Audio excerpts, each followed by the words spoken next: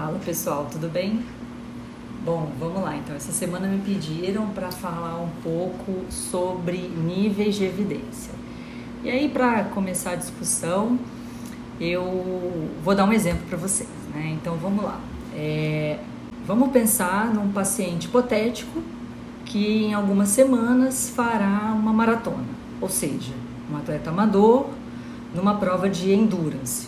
Tá? Então, nesse caso, já existe a indicação formal na intervenção com uma suplementação ergogênica, sendo que, olhando para o perfil do paciente e da prova, nós deveremos lançar mão da suplementação dietética com nitrato, que no caso é o recurso ergogênico com um nível de evidência 1A.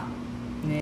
O objetivo nesse caso será o efeito comprovado no nitrato em aumentar a eficiência metabólica durante o exercício, principalmente numa atividade submáxima, onde o VO2 vai ficar ali em torno de 40% a 80% da máxima. E por que essa suplementação tem um nível de evidência 1A? Né? Porque foi comprovado um resultado estatisticamente relevante a partir de meta-análises de ensaios clínicos randomizados, onde verificou-se uma relevância com a intervenção com o nitrato. Pegaram até aqui? Então, assim, antes de falar de como que a gente pode lançar mão da estratégia, bora aprofundar um pouco mais em níveis de evidência. Vejam, o nível de evidência científica, ele serve para determinar o grau de validade de um estudo epidemiológico, ou seja, qual que é o poder de generalização que o estudo tem. Então, obviamente, a metodologia do estudo, ela vai influenciar muito a força de generalização desse estudo.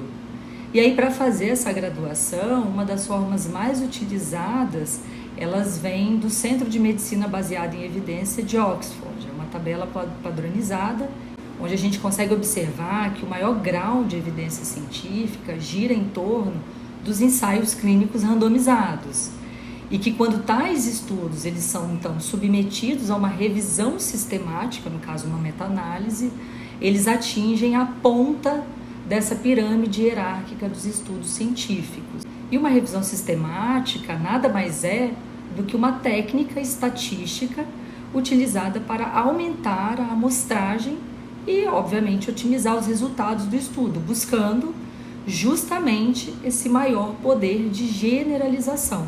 Porém, até chegar no topo da pirâmide, existe uma longa caminhada que começa, então, com a opinião do especialista, na base da pirâmide, que, obviamente, tem o menor poder ou peso de evidência, até porque opinião todo mundo tem, né? Mas quando não se tem outros dados na literatura médica, a gente aceita a opinião do especialista como uma evidência provisória. Daí, a ideia é que com o aumento da complexidade dos métodos utilizados para a pesquisa, o nível de evidência e o grau de recomendação, eles também aumentem, migrando dos estudos observacionais até a gente chegar no ensaio clínico randomizado, que é o padrão ouro da evidência científica em medicina, na ponta dessa pirâmide. Então, assim, pessoal, vejam, todos os desenhos citados aqui, eles são científicos, porém com força de pesquisa diferentes. Então, agora, da próxima vez que nós estivermos diante de um artigo científico, além de olhar o tipo de desenho, a gente também precisa olhar o grau de recomendação daquilo que a gente está lendo.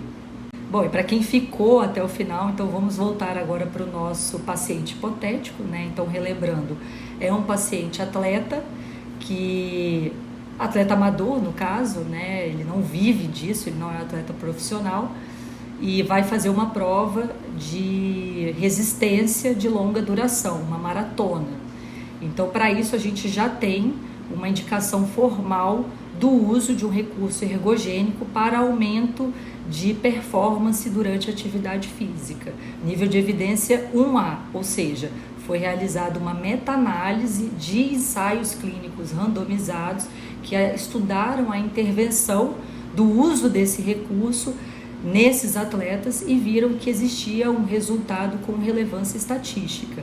Então, no caso em questão, nós estamos falando do uso de beterraba, né? Então, 200 gramas de beterraba por dia, eles são capazes de fornecer de 280 a 520 miligramas de nitrato da dieta, que terá o efeito ergogênico de melhora do rendimento físico para esse paciente hipotético. Beleza, pessoal? Então, um forte abraço para vocês.